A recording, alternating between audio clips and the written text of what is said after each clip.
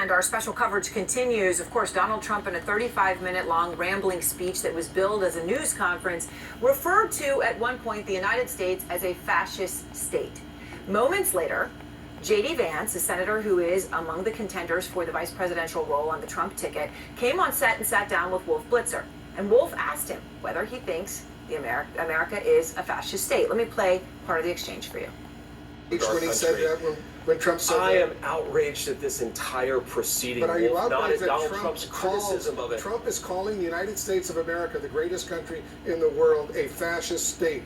Are you okay with that? After the President of the United States Are you uses okay the with power that? of the courts and his power you as agree with president him that we live in a to fascist throw state? his opponents in jail, I think this is disgraceful. I don't care what you That call Trump it, is Wolf. disgraceful, is that what you're saying? I think this proceeding, this legal proceeding, is disgraceful. But what Wolf, about and I Trump don't calling care. our country a fascist They're state? trying to throw him in prison for a He's paperwork convicted violation, Wolf. And it continued. Wolf came back to it. Abby, an incredible moment, because I think, first of all, for all of us, you see Wolf Blitzer and how strongly he feels about this statement, and J.D. Vance sitting there, unwilling to say that the United States of America is not a fascist country. Yeah, I mean, look, that good on Wolf for pressing on that, because the reality is that if you can be outraged about the charges being brought, you can also be outraged about Trump taking it too far. I mean, one of the issues here, I totally believe that it is reasonable and on the table to question whether these charges should have been brought in the first place. That's not out of bounds. But the issue here is that now there's a process for them to appeal. There's a process for them to bring all of their complaints to another panel of judges. That is how this country is supposed to work. This is a state court charge. The idea that somehow there is this grand conspiracy in which Democrats control all, they control the states, they control all the judges up and down from federal court all the way down to state and local court, is nonsense. It is complete nonsense. That is not how the system works.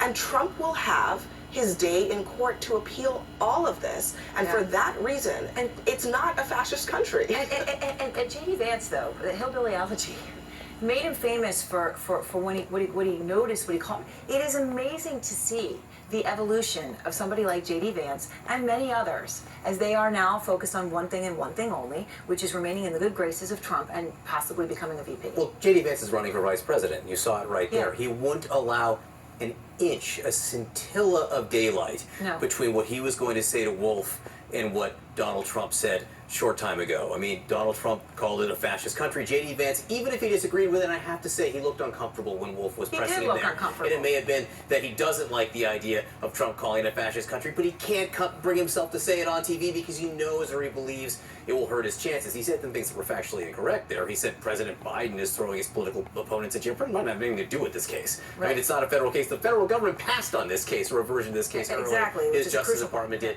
You know, and I just finally let me just say, when Wolf Blitzer, he's a child of Holocaust survivors. When he's talking about fascist countries, he knows what he's talking about. Yeah.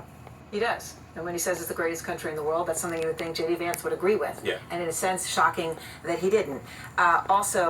Just that this complete and lack of respect in any way, shape, or form for the legal process that is playing out. That's exactly the issue, and I think going forward we have to, as a country, think about how we restore trust in the Justice Department. Because really since 2015, the investigation into Hillary Clinton's use of a private email server, there has been such a toxicity infused into the judicial process, into investigations, both state and federal, high-profile political investigations into Trump, into Hillary Clinton, into Hunter Biden, into the President of the United States right now, Joe Biden. But it has brought in so much partisanship, and I'm worried that people are going to not trust this system that I cover every day, and I tell you that largely you can trust it, but if it turns into a political weapon, that is a terrible thing for this country. And it does raise the question, I don't want to get into something big, I know we have a few seconds left, but why do we have politically elected DAs making the decision on prosecutions? I mean, there are some fair questions to ask. Yeah, because they're independent. That's why. I mean, you have an elected DA who, if he does things that are not okay, he's obviously responsible to the voters, but there's now in New York, there's actually a prosecutorial conduct commission that you could bring up a DA or ADAs. If they do something wrong, there's a new way to oversee them.